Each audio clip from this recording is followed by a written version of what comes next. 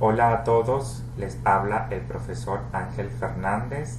Bienvenidos a la asignatura Inmunología. Iniciamos con el tema número 1, Introducción al sistema inmunitario. El sistema inmunitario tiene como función la defensa del organismo frente a microorganismos infecciosos y otras macromoléculas extrañas. Algunos de los principales microorganismos infecciosos son los virus, las bacterias, hongos y parásitos. Sin embargo, nuestras células de defensa no solamente nos defienden contra agentes extraños, exógenos, como esos microorganismos anteriormente descritos, sino que también puede defendernos de nuestras propias células. Y esto ocurre principalmente cuando alguna de ellas se malignizan y se convierten por ende en células o en elementos agresores para nuestro organismo, y en esas circunstancias nuestro sistema inmunitario también puede ayudarnos a combatir a esas células propias, pero que por determinadas razones están dañadas, se han malignizado, entre otras situaciones que pueden ocurrir. ¿Cuáles son los factores que influyen para que el sistema inmunitario funcione correctamente? Lo vemos allí en ese recuadro. La edad. ¿Por qué la edad? Porque a medida que nosotros vamos envejeciendo, nuestra médula ósea se hace menos eficiente. Si consideramos que en ella se desarrollan nuestras células sanguíneas, nuestras células de defensa, es de esperarse que a medida que envejecemos, también nuestro sistema inmunitario envejece. Otro aspecto importante a considerar de la edad es la involución del timo. A medida que vamos creciendo, el timo involuciona, ese tejido va a ir desapareciendo. Si tenemos en cuenta o en consideración que en ese tejido se forma, madura el jefe del sistema inmunitario, que es el linfocito T, es de esperarse que a medida que vayamos envejeciendo se comprometa la función de nuestro sistema inmunitario. El género está principalmente relacionado con el contenido de las hormonas presentes en el organismo. Las mujeres tienen una mayor concentración de estrógenos y los estrógenos tienen una función de activación, reactivación de la respuesta inmunitaria, en comparación con la testosterona, que tiene un efecto más bien de supresión de la respuesta inmunitaria. Por esta razón, las mujeres son más susceptibles a desarrollar enfermedades autoinmunes en comparación con los hombres. El estado nutricional juega un papel importante. Una alimentación deficiente conlleva una supresión del sistema inmunitario, porque en esta condición el organismo no tiene los requerimientos nutricionales necesarios, proteínas, lípidos, carbohidratos, para generar la energía necesaria para que nuestras células de defensa puedan combatir a esos elementos, microorganismos infecciosos o macromoléculas extrañas, entre otros elementos agresores. El estrés juega también un papel, tiene un efecto regulador sobre el sistema inmunitario, donde participan las glándulas suprarrenales, la secreción de cortisol y con ello la disminución de la viabilidad de los linfocitos. Es decir, el estrés tiene un efecto supresor sobre el sistema inmunitario. El embarazo también tiene supresión o un estado fisiológico en donde hay una supresión de la respuesta inmunitaria. El sistema inmunitario tiene la capacidad de reconocer, discriminar y eliminar aquellos agentes exógenos y endógenos, destaco eso, y endógenos potencialmente agresores. Debemos tener en consideración que con nosotros conviven normalmente bacterias, en la cavidad oral, en la piel, a nivel del intestino, hay miles de bacterias, ¿no? Sin embargo, el sistema inmunitario tiene la capacidad de reconocer a esas células, de discriminarlas y solamente actuar y eliminar aquellos agentes exógenos o endógenos que sean potencialmente agresores, ¿ok? Aquellos elementos que no sean potencialmente agresores, el sistema inmunitario no va a responder frente a ellos. Entonces, si tenemos agentes exógenos o endógenos, pueden haber dos escenarios. Si esos agentes son agresores, nuestro sistema inmunitario va a responder. Y si no son agresores, nuestro sistema inmunitario los va a tolerar y convivirá con ellos como lo hace con las bacterias que tenemos en la boca, en el intestino, en la piel, o sea, la flora comensal normal que existe en los diferentes tejidos. En condiciones fisiológicas, esa respuesta inmune frente a esos elementos potencialmente agresores, endógenos o exógenos, por lo general es autorregulada, autolimitada, generando con ellos efectos deseables, garantizando la homeostasis del organismo y trayendo salud. Por el contrario, en determinadas circunstancias, esa respuesta puede ser exagerada, deficiente o anormal, lo que ocasiona efectos indeseables y trae como consecuencia el desarrollo de diversas enfermedades. Los dos principales mecanismos de defensa con el que cuenta nuestro organismo son la inmunidad innata y la inmunidad adaptativa. La inmunidad innata a su vez se divide en dos grandes mecanismos de defensa por sí solos, ¿no?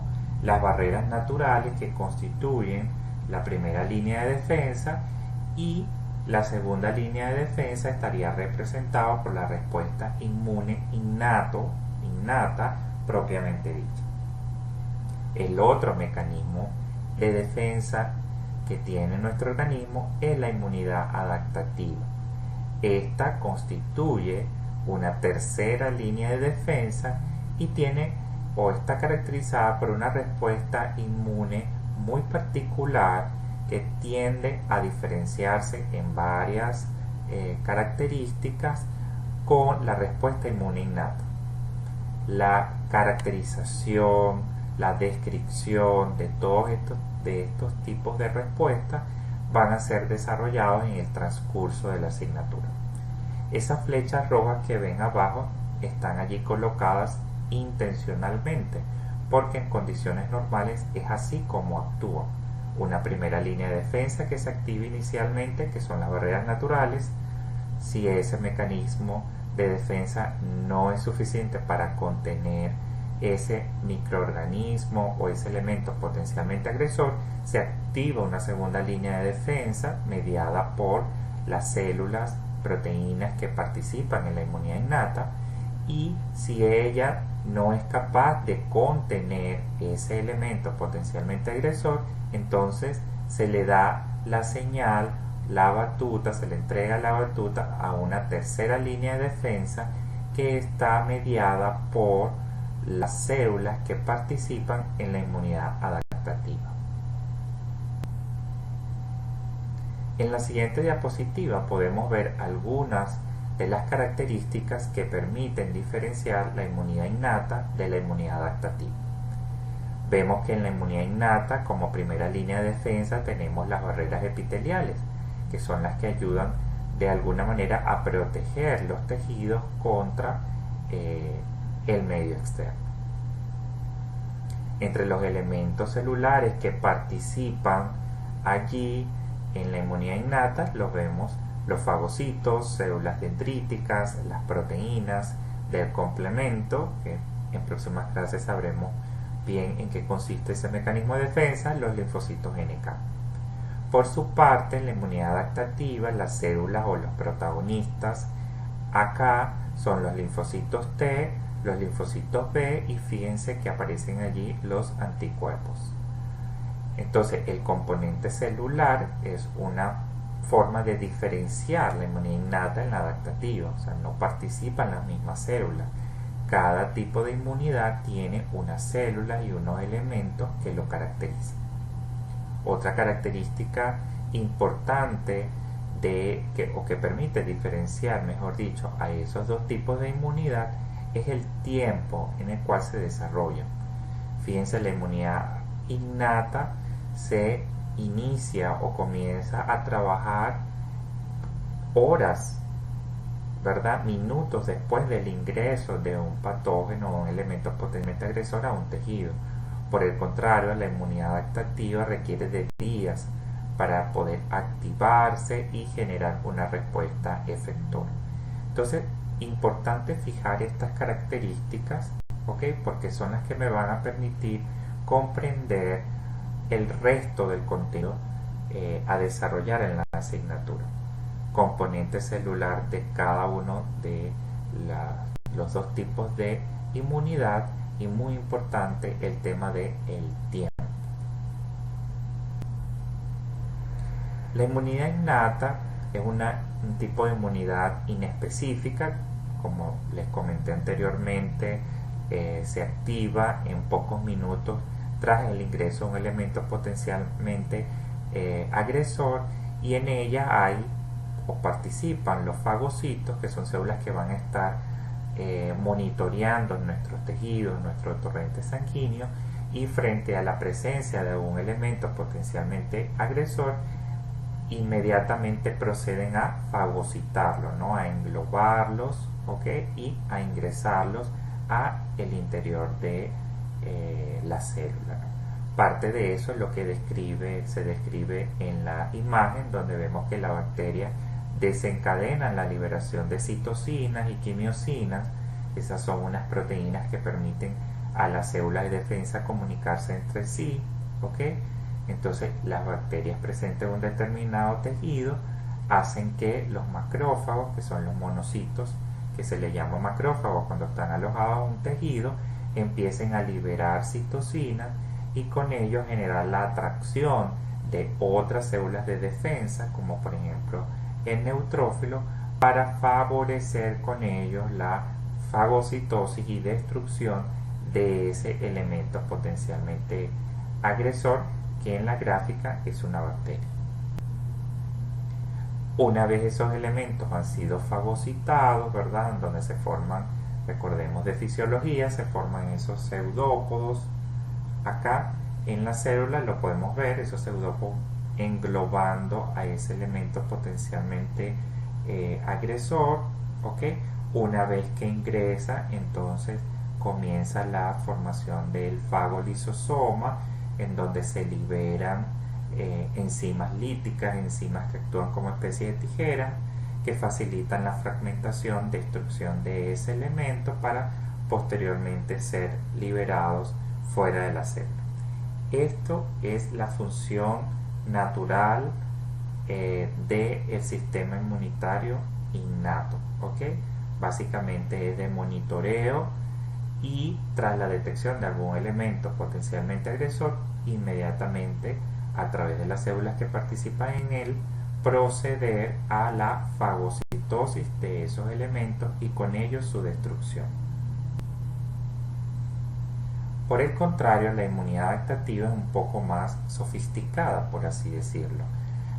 Tiene a su vez la inmunidad adaptativa dos tipos de inmunidad, es decir, hay una división de la inmunidad adaptativa, una inmunidad humoral y una inmunidad celular. Ambas son dos tipos de la inmunidad adaptativa. En la inmunidad humoral, las células protagonistas son los linfocitos B, los cuales producen anticuerpos o inmunoglobulinas o proteínas en forma de Y. Parte de eso lo comentábamos en fisiología en segundo año. Esos anticuerpos constituyen el mecanismo efector de la inmunidad humoral y son los que van a favorecer la destrucción, la neutralización y con ello la destrucción de los elementos potencialmente agresores. En la inmunidad celular, por el contrario, los protagonistas, por así decirlo, son los linfocitos T cooperadores, y los linfocitos T tóxicos. Estas células, tienen particularidades que iremos desarrollando en el resto del contenido de la asignatura, pero es importante que lo fijen. Linfocitos T cooperadores, linfocitos T tóxicos, y ellos básicamente van a actuar a través de otras células, ¿verdad?, para favorecer la destrucción de las o de los elementos potencialmente agresores, dañinos, que intenten hacernos daño dentro del organismo. La inmunidad adaptativa, a diferencia de la inmunidad innata, es un tipo de inmunidad que requiere de tiempo para poder desarrollarse. No estamos hablando de horas, sino estamos hablando de días, 1 semana, 2 semanas, 3 semanas tras el inicio de la exposición. Y eso se debe a que para que la inmunidad adaptativa pueda activarse y pueda generar mecanismos efectores que conlleven a la destrucción de patógenos, se requieren pasar por varias fases, ¿no? Esas fases están representadas en esa imagen. Primero debe haber un reconocimiento del antígeno, luego debe haber activación del linfocito, eliminación del antígeno, homeostasis, y posteriormente deben desarrollarse células de memoria. El proceso de reconocimiento del antígeno es un proceso clave, en donde hay diferencias considerables en relación si estamos hablando de los linfocitos T o estamos hablando de los linfocitos B. Los linfocitos B son capaces de reconocer de forma directa, a través de los anticuerpos anclados en membrana, a esos elementos potencialmente agresores, virus, bacterias, cualquier elemento potencialmente agresor. Por el contrario, el linfocito T no lo puede hacer. Los linfocitos T requieren que células presentadoras de antígenos fagociten, procesen y presenten un pequeño fragmento de eso que han fagocitado acoplado a una molécula llamada complejo mayor de histocompatibilidad a los linfocitos T. O sea, ellos requieren que primero haya una célula que se encargue de procesar eso que fagocitó y solamente le presentan a él un pequeño fragmento. Eso se conoce como restricción de reconocimiento, es decir, los linfocitos T no pueden reconocer de forma directa a los antígenos, sino que requieren de un procesamiento previo. Esa restricción de reconocimiento, repito, no lo tienen los linfocitos B. Entonces esa es una etapa bastante crucial cuando hablamos de activación del sistema inmunitario, y la descripción de eso a profundidad lo veremos en próximas clases.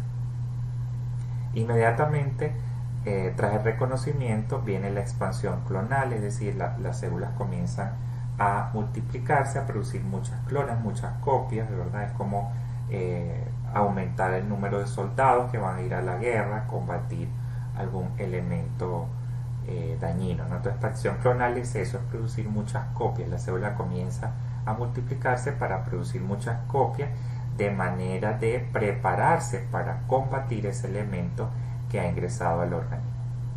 Inmediatamente viene un proceso de diferenciación, en donde en el caso de los linfocitos B se diferencian en células plasmáticas, que son realmente las que van a producir los anticuerpos, y los linfocitos T comienzan o se diferencian en linfocitos T efectores, que son los que van a finalmente favorecer la eliminación del antígeno.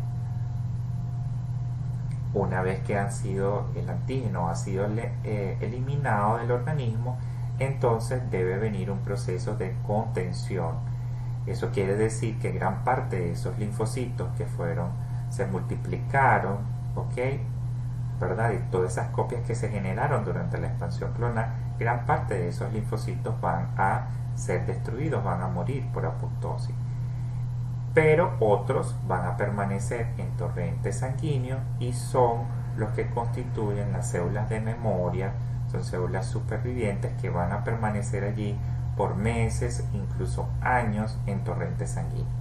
La finalidad de esa célula es que tras el ingreso posteriormente de ese nuevo o de ese patógeno que ingresó por primera vez, cuando nos volvamos a exponer a él, esas células de memoria se van a activar y este proceso que vemos acá, que dibuja una campana, va a tender a acortarse, es decir, los tiempos se van a tener, los tiempos de respuesta se acortan por el hecho de que las células de memoria, ¿verdad?, al estar ya en torrente sanguíneo ya conocen las características de ese patógeno, ¿ok? Y entonces cuando se vuelven a encontrar inmediatamente se desarrollan todas estas fases, pero de una forma mucho más eficiente. Por ende, tras segundas exposiciones a un antígeno, a un patógeno, la respuesta de nuestro organismo tiende a ser mucho más eficiente, mucho más rápida. En esta otra diapositiva vemos las células que participan en la inmunidad adaptativa y cómo funcionan. Observamos que los linfocitos B, como les acabo de comentar, son capaces de, tras la unión a un microorganismo, se activan y al activarse se diferencian en células plasmáticas productoras de anticuerpos.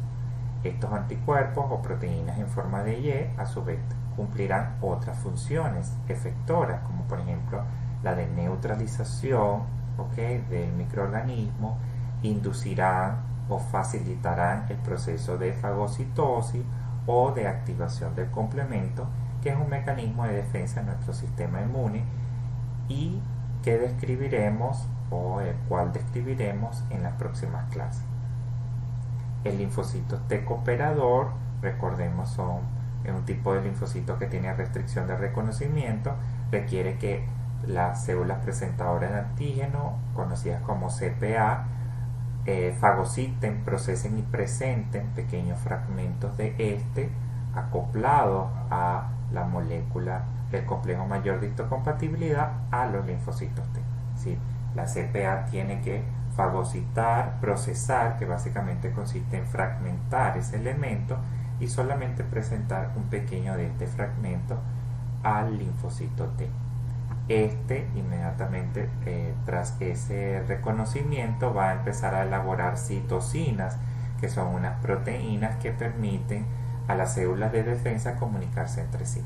En este caso, al linfocito liberar esas citocinas, lo que hace es darle órdenes al resto de las células de defensa. En el caso del macrófago, la orden que le da es para que él se active. El macrófago es un potente fagocito que una vez que está activado va a iniciar el proceso de fagocitosis de ese elemento potencialmente agresor que ingresó al organismo. Inducirá a los neutrófilos, otras células de defensa, a que infiltren el tejido o el lugar en donde está ubicado ese elemento potencialmente agresor, e incluso esas citocinas van a servir para activar otros linfocitos, incluso al propio linfocito que lo generó, ¿verdad?, favoreciendo con ello la activación de la célula para de esa forma amplificar la señal y favorecer que muchas células de defensa sean activadas o llamadas al sitio donde está ubicado el elemento potencialmente agresor. En esta otra imagen vemos el resto de los componentes celulares que participan en la inmunidad adaptativa. Acá tenemos el linfocito T citotóxico. Este también tiene una restricción de reconocimiento, requiere la presentación de antígenos acoplados al complejo mayor de histocompatibilidad, anclado a la célula que le está presentando el antígeno al linfocito T. Tras su activación, entonces el linfocito va a favorecer o a inducir la muerte de esas células que están infectadas, como vemos allí en esa imagen, por virus. Y en el caso del linfocito T regulador, es un particular tipo de linfocito T, pero que tiene como función suprimir a otros linfocitos. En próximas clases veremos de dónde derivan esos linfocitos, pero por ahora debo precisar que ellos hay unos tipos particulares de linfocitos que tienen esa función que ustedes ven allí, suprimir a otros linfocitos, es decir, un linfocito inhibiendo o suprimiendo a otro linfocito. En la siguiente tabla vemos las características principales de la respuesta inmunitaria adaptativa. La primera de ellas es la especificidad, que asegura que la respuesta inmunitaria frente a un microbio se dirija a ese microbio, es decir, una respuesta específica, diferente, que se va a desarrollar incluso dependiendo del tipo de antígeno o de elemento potencialmente agresor que ingrese al organismo. Entonces, una respuesta específica dirigida a ese elemento que ingresó. Diversa se refiere a la capacidad que tiene el sistema inmunitario adaptativo para responder a una gran variedad de antígenos, ¿no? Sí, tiene la capacidad de responder a los virus, a las bacterias, a los hongos, a los parásitos, e incluso muchas de esas respuestas, como les acabo de mencionar, pueden incluso variar dependiendo del elemento que ingresó. Memoria aumenta la capacidad de combatir infecciones repetidas, como veíamos en diapositivas anteriores, que se formaba tras la activación de la inmunidad adaptativa, una especie de campana, y veíamos al final, ¿verdad?, la presencia de esas células de memoria que quedan tras la activación de esos linfocitos tras el reconocimiento del antígeno, ¿no? Y eso es muy importante porque cuando hayan segundas exposiciones al antígeno, a ese mismo antígeno, entonces esas células de memoria que permanecen en el torrente sanguíneo por muchos años se activarán y harán que los tiempos de respuesta se acorten, porque ya la célula tiene las características de ese microorganismo. Entonces, cuando vuelve a ingresar, ya lo detecta inmediatamente o muy rápidamente, y eso ocasiona que se inicie todas las fases que caracterizan a la respuesta inmunitaria adaptativa. Expansión clonal, hay un aumento en el número de linfocitos específicos, lo veíamos en el diagrama con la campana, que tras el reconocimiento al antígeno inmediatamente viene el proceso de expansión clonal, es decir, donde se producen sí, más copias, ¿no?, de ese linfocito. Se producen varios clones de ese linfocito. Especialización se refiere a que se generan respuestas que son óptimas para la defensa contra diferentes tipos de microbios. Parte de eso se lo comenté hace algunos instantes. Eso se refiere a que la respuesta, si es un virus, tiende a ser diferente a si es una bacteria o a si es un hongo, ¿no? Es una respuesta especializada para o que va a depender del tipo de elemento al cual el sistema inmunitario se está enfrentando. La contención permite al sistema inmunitario adaptativo recuperarse una respuesta de modo que pueda responder de forma eficaz a los antígenos con los que se encuentra de nuevo, ¿no? Parte de eso también se los comentaba cuando describía la campana en las fases de activación de la inmunidad adaptativa, y básicamente hace referencia a que tras la destrucción del elemento potencialmente agresor, parte de esos células, de esos linfocitos que se expandieron clonalmente tras el reconocimiento del antígeno, muchos de ellos van a morir por apoptosis. Falta de reactividad frente a lo propio en condiciones fisiológicas impide dañar a las células propias durante la respuesta a antígenos extraños. Recalco lo de en condiciones fisiológicas porque desafortunadamente en ciertas circunstancias nuestro sistema inmunitario puede responder de manera inapropiada, ya eso no es fisiológico, a nuestras propias células, ¿no?, e incluso nuestras células normales, ¿no? Ya eso es patológico y es tema o contenido de próximas clases. En esta otra diapositiva vemos una diferenciación de estos dos tipos de inmunidad innata o adaptativa en función de diversas variables. Hay que destacar la primera variable, que es el tiempo de respuesta. Hablamos de minutos y horas en el caso de la inmunidad innata, y en el caso de la inmunidad adaptativa de días.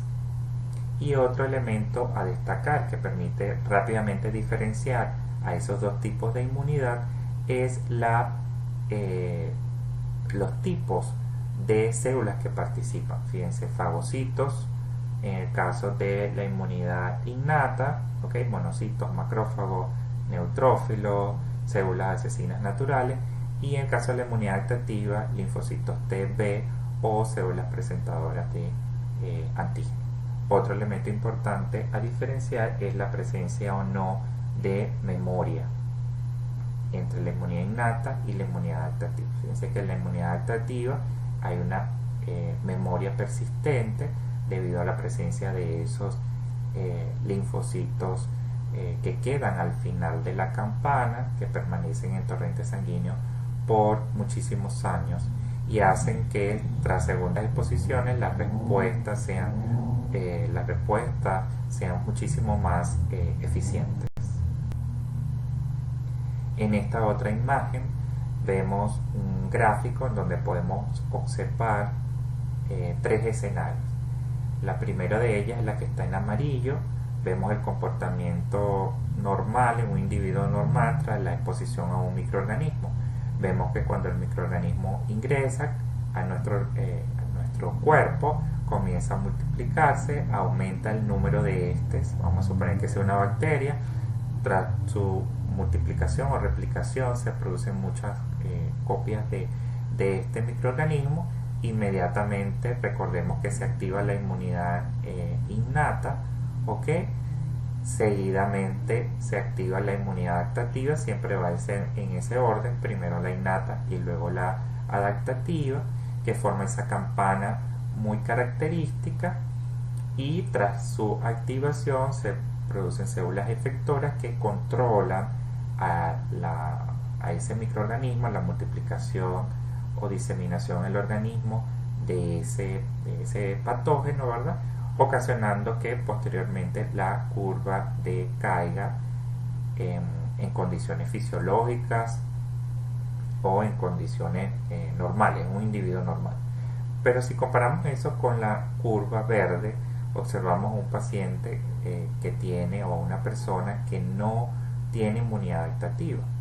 Vemos que tras el inicio de el ingreso de un elemento potencialmente agresor, se activa la inmunidad innata, comienza a activarse, o debería activarse, la inmunidad adaptativa, pero al ver deficiencia o algún problema en esta, observamos que esa curva no desciende, el número de microorganismos tiende a aumentar, porque no hay elemento que pueda contenerla. Entonces vamos a observar que esa curva no decae, porque no está controlada el proceso infeccioso, sino que continúa su ascenso. Y la tercera curva es un escenario de un paciente o una persona sin inmunidad innata. Observamos que tras el ingreso de un microorganismo, este comienza a multiplicarse. Vemos que la inmunidad innata, al estar deficiente o dañado, no puede contener la multiplicación de ese microorganismo en el organismo. Entonces este comienza a ser desastre, por así decirlo. No vemos la activación de la inmunidad adaptativa, porque esta requiere siempre que de la activación de la inmunidad innata. Es decir, la inmunidad adaptativa no se puede activar sin que antes no se haya activado la inmunidad innata, porque es esta, la inmunidad innata, la que sirve de conexión entre o para activar la inmunidad adaptativa. Entonces tenemos la inmunidad innata, como lo vimos al inicio, que se divide en una primera línea de defensa, que son las barreras naturales, una segunda línea de defensa, que son las células o la respuesta propiamente dicha que se desarrolla allí. Y si eso no es capaz de contener a ese elemento potencialmente agresor, la inmunidad innata pasa la señal, le da la batuta, como lo decía al inicio, a la inmunidad adaptativa. Entonces, si no hay o si está alterada la inmunidad innata, la inmunidad adaptativa puede funcionar, pero no va a haber quien le dé la señal de activación a la inmunidad adaptativa. ¿Okay?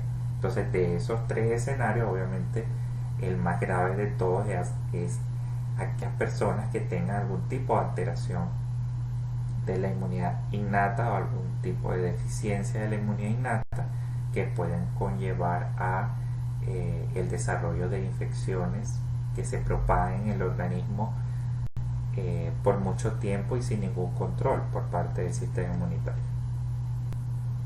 Ahora, podemos adquirir inmunidad de dos formas, naturalmente o artificialmente. La inmunidad natural activa se presenta cuando nosotros nos exponemos de forma directa, ¿verdad?, a los microorganismos, es decir, en su estado salvaje, desarrollando con ello una infección y desarrollando también una respuesta inmunitaria que va a tener como función eliminar ese elemento potencialmente agresor y generar esas células de memoria que nos van a defender tras segundas exposiciones a ese mismo patógeno. La inmunidad natural pasiva la adquirimos cuando, por ejemplo, la mamá amamanta recién nacido y a través de la leche, transmite al recién nacido inmunoglobulina o proteínas de defensa de nuestro organismo, ¿no? Eso es un tipo de inmunidad natural pasiva, a través de esa comunicación feto-materna. La inmunidad artificial también a su vez puede ser activa o pasiva. La artificial activa la obtenemos cuando nos vacunamos. Cuando nos vacunamos nos administramos, ¿verdad?, virus, muchos de ellos son virus atenuados, que tienen como finalidad adiestrar, por así decirlo, a nuestro sistema inmunitario para que desarrolle una respuesta con la finalidad de que cuando nos expongamos al elemento o al patógeno, en este caso al virus que estoy utilizando como ejemplo, en su estado salvaje nativo, ya nuestro sistema inmunitario tenga una respuesta, unas células, unos anticuerpos, unas células de memoria previamente establecidas para, tras esa segunda exposición, la respuesta inmunitaria sea muchísimo más eficiente y podamos contener de manera inmediata el ingreso de ese microorganismo a nuestro cuerpo.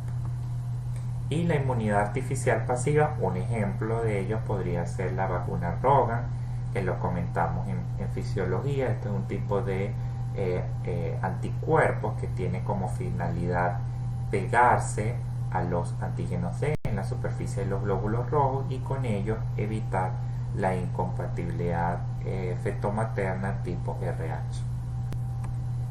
Entonces, ¿en qué se diferencia una inmunidad activa o pasiva?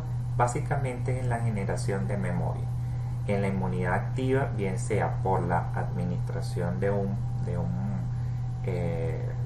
una vacuna, o por la exposición al virus o al microorganismo en su estado nativo, tras el ingreso de esos elementos a nuestro organismo, se va a producir en el transcurso de unos días una respuesta, ¿verdad? Se va a activar la inmunidad adaptativa y se van a generar esas células de memoria.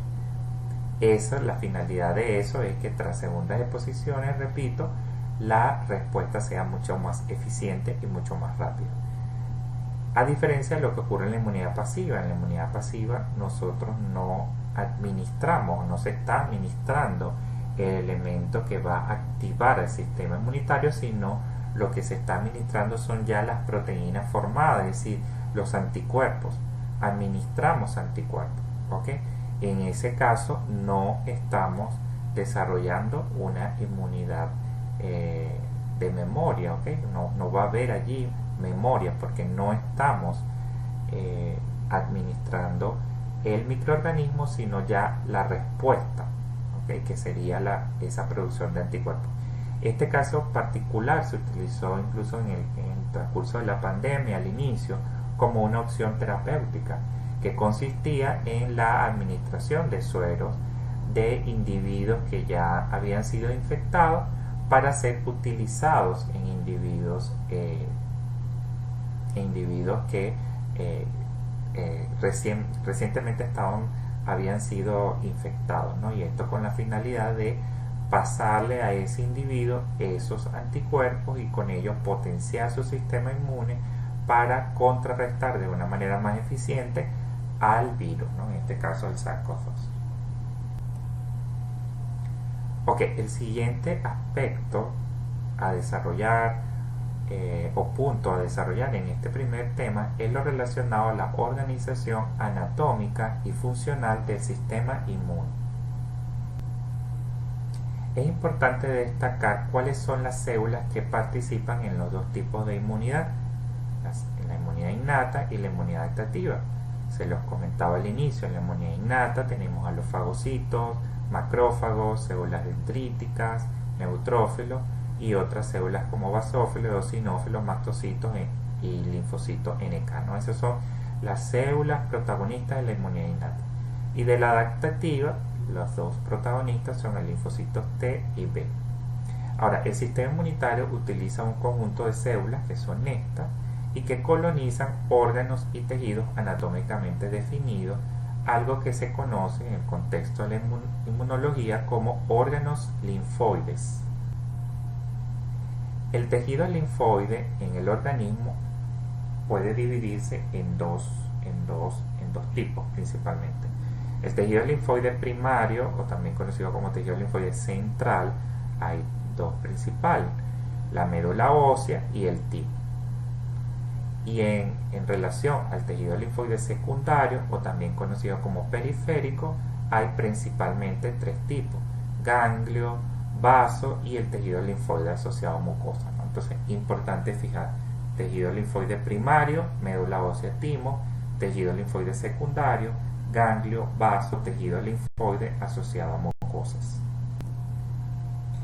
Comenzando por la médula ósea, es importante destacar que en este tejido se originan y maduran los linfocitos B y se originan los linfocitos T. Particularmente en el caso del linfocitos B, ellos derivan a partir de una célula muy madura que es la pro-B, da origen a la pre-B, luego esta da origen al linfocito B inmaduro y luego al linfocito B maduro. Todos estos procesos de diferenciación están ocurriendo en la médula ósea.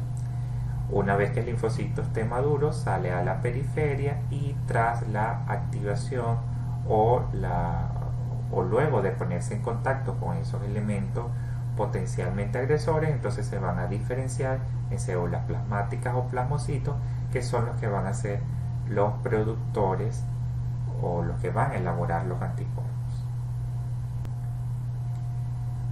En el caso del linfocito T, debemos destacar que si bien se origina en la médula ósea, su proceso de maduración va a ocurrir en el segundo órgano linfoide primario, que es el timo.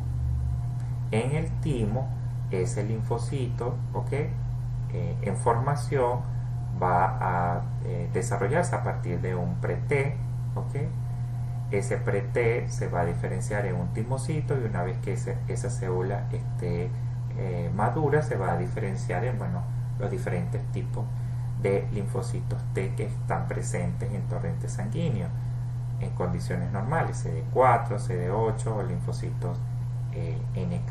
Entonces, importante en médula ósea, maduración, origen y maduración de los linfocitos B. En el timo va a ocurrir la maduración de linfocitos T.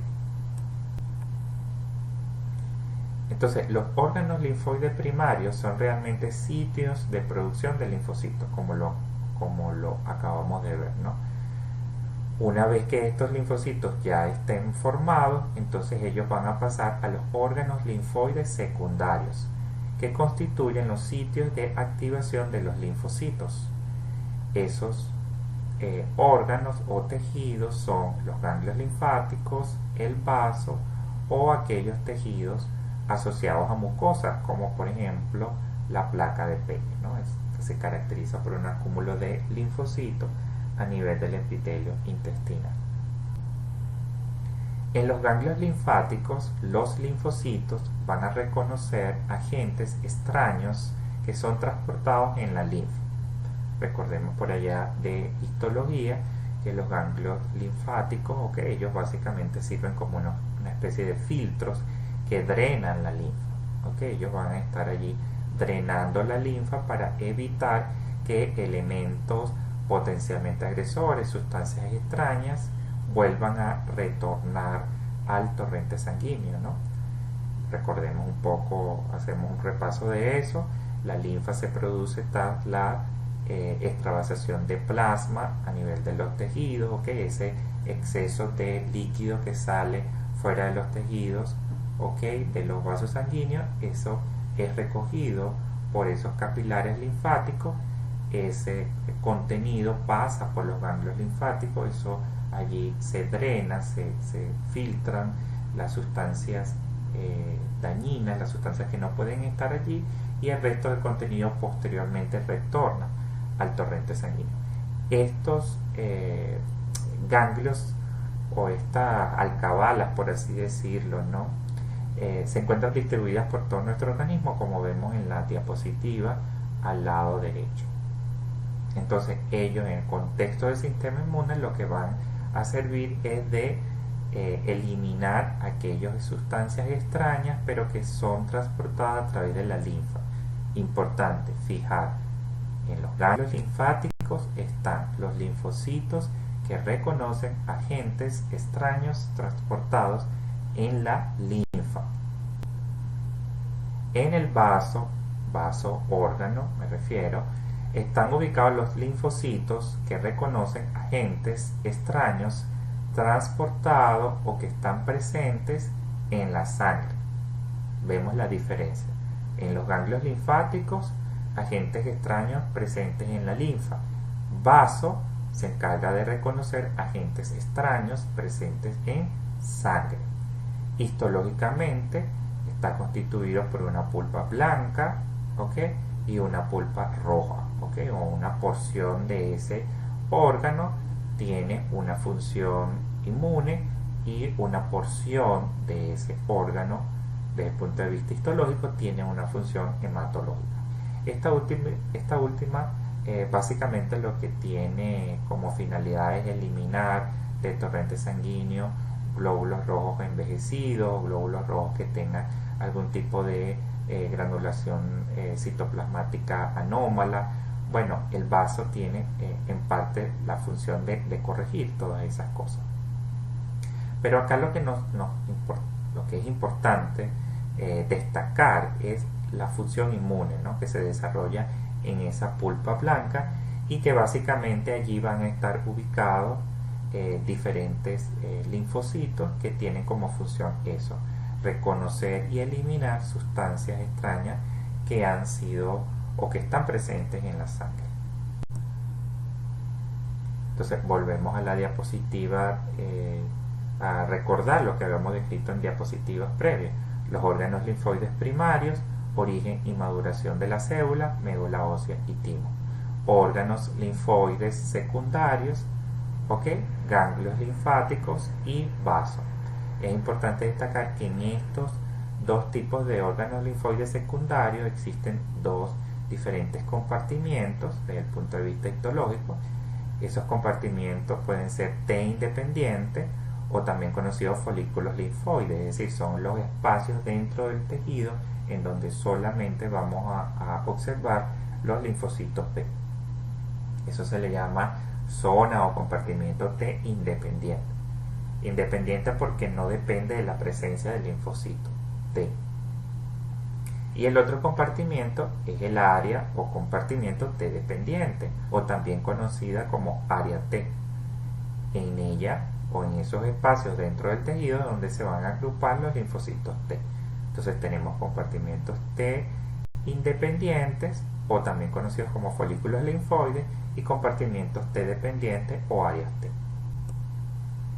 Entonces podemos observar en los diferentes órganos linfoides secundarios cómo van a ver o cómo se van a distribuir los folículos linfoides y las áreas T. Folículos linfoides, linfocitos B, áreas T, linfocitos T. Entonces ellos tienden a agruparse en el tejido de más o menos en esa distribución, pero siempre muy próximos, ¿no? Folículos y linfocitos o áreas T muy próximos en el contexto, ¿no? En la arquitectura del tejido. Y eso tiene una razón particular, ¿no? Que veremos o desarrollaremos, o que entenderemos, mejor dicho, en las próximas clases. Pero por ahora fijar que hay áreas T independientes o áreas T dependientes, folículos linfoides o áreas T en el contexto histológico de los órganos linfoides secundarios. Ya describimos todo eso que está allí, solamente nos faltaría hablar sobre el tejido linfoide asociado a mucosas, ¿no? Porque ya hablamos de médula ósea, timo, ganglio linfático y vaso. Bueno, en relación al tejido mucoso, debemos recordar que hay importante tejido mucoso, tejido epitelial, un tejido epitelial asociado a glándulas mucosas, distribuido en nuestro organismo, ¿no? Hay tejido mucoso en las vías respiratorias, en el aparato digestivo, en las vías genitourinarias, ¿okay? Y ellas constituyen de una manera constante, ¿no? Una puerta de entrada para el ingreso de elementos potencialmente agresores a nuestro organismo, ¿okay? Porque bueno, constantemente estamos respirando, ¿no? Y al hacerlo estamos introduciendo a través del aire muchas sustancias que pueden ser, o muchos elementos que pueden ser potencialmente dañinos a nuestro organismo. Y bueno, constantemente estamos comiendo, entonces y por allí también podemos introducir elementos dañinos a nuestro organismo. Por esta razón tiene que haber en esos espacios, ¿no? Un tejido linfoide especializado, ¿okay? En esos sitios estratégicos donde están las mucosas, por la razón que yo les acabo de decir, ¿okay? Son sitios, son puertas de entrada muy frecuentes para el ingreso de elementos potencialmente agresores. Entonces, ese tipo de tejido muy particular, ese tipo de tejido linfoide particular que está asociado en esas puertas de entrada, vía digestiva, aparato respiratorio, a ese tejido linfoide se le conoce como MAL, ¿no? Tejido linfoide asociado a las mucosas, por sus siglas en inglés, ¿okay? Básicamente lo que consiste en una agrupación de células linfoides que no tiene una organización o estructura bien definida, ¿okay? Pero lo que sí se sabe es que está asociado o está ubicado en esos sitios estratégicos, ¿no? Donde están ubicadas las mucosas. Hoy en día han sido descritos muchos MAL en nuestro organismo, ¿okay? Los mejores caracterizados o que han sido caracterizados con una mayor precisión lo tenemos allí: el CAL, NAL, LAL, SAL, ¿okay? entre los tipos de MAL que existen en nuestro organismo. Los que han sido estudiados a mayor profundidad, ¿okay? Con una cantidad de detalles, han sido el CAL y el BAL, es decir, el tejido linfoide asociado a tubo digestivo o a sistema respiratorio. Y en ese recuadro podemos ver algunas de las células o moléculas que participan en esos tejidos linfoides y la función que cumplen cada una de ellas. Es importante revisar eso a detalle, incluso profundizar un poco esos elementos en la bibliografía recomendada para la asignatura. En el caso de GAL, el tejido linfoide comienza a nivel de las amígdalas, ¿okay? Hay agrupamiento allí de células de defensa del organismo, considerando porque bueno, a través de la cavidad oral es que ingresan los alimentos, ¿no? Y estos pueden servir de vehículos para que entren a nuestro organismo elementos potencialmente agresores, patógenos, ¿no? Entonces es importante que en cavidad oral haya un mecanismo de contención inicial, ¿no? Y eso lo conforman las amígdalas, formando ese anillo de Waldeyer que en cavidad oral sirve como una primera alcabala ¿ok? Para tratar de detener allí la presencia de algún elemento dañino para nuestro organismo. Si eso no es capaz de contenerlo, ingresa a las vías digestivas. En el interior también existe un tejido especializado, ¿verdad? Que propiamente el CAL, tejido linfoide asociado al intestino, en donde podemos precisar cosas bastante interesantes que constituyen los mecanismos de defensa de este tejido en particular, ¿no?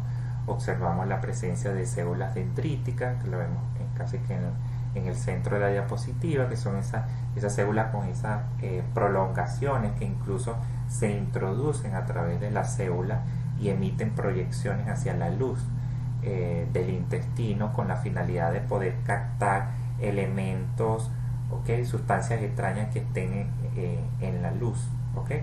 Tenemos como las células de Paneth que permiten la secreción de sustancias hacia la luz con la finalidad de servir como tijeras, por así decirlo, para fragmentar, destruir a esos elementos que están o que ingresaron a través de los alimentos o de los líquidos que tomamos al interior del tubo digestivo, ¿no?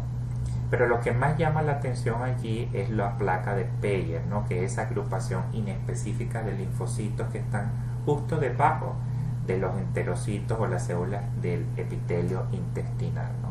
Entonces, la finalidad de ubicar esos linfocitos allí es obviamente favorecer que la respuesta inmune, que la respuesta adaptativa sea mucho más rápida, ¿ok?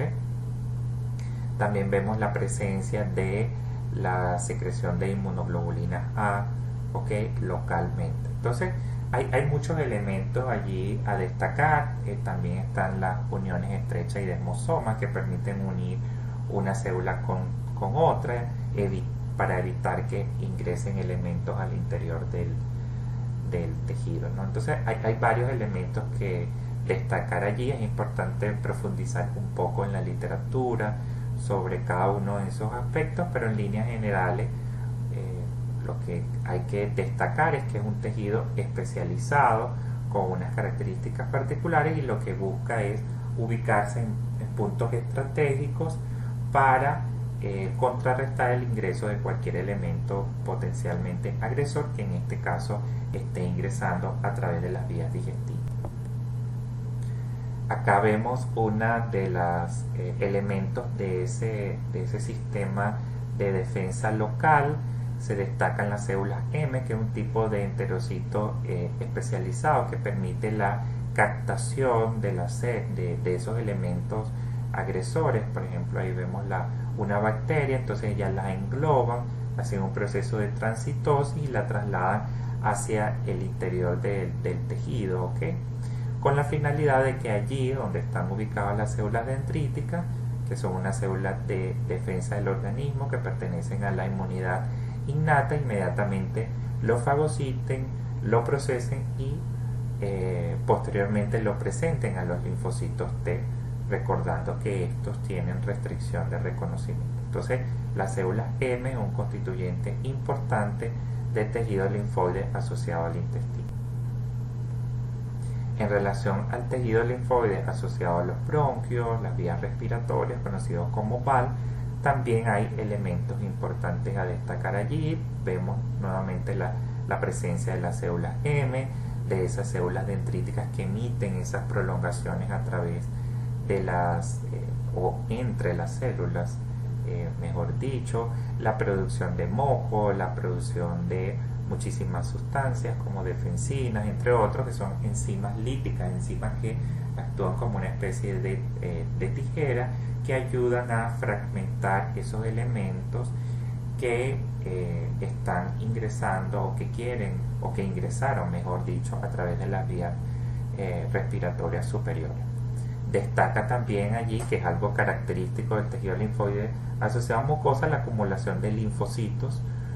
Lo vemos allí en la diapositiva, justo debajo, a nivel de la membrana basal de la línea que recubre el tejido bronquial, ¿no?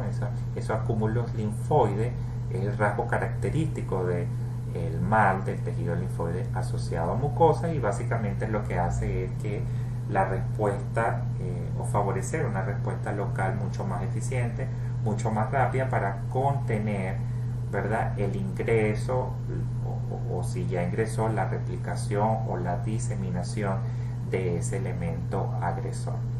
Otro elemento a destacar allí, bueno, tenemos los macrófagos en el interior de los alvéolos como células importantes de defensa en un sitio crítico para el aparato respiratorio, porque nada más y nada menos allí es donde va a ocurrir el intercambio gaseoso. Entonces deben haber células de defensa allí para evitar que, si llega a ingresar un elemento agresor que burle todos esos mecanismos de defensa que se encuentran arriba, los cilios, el moco a nivel de bronquios, ¿ok?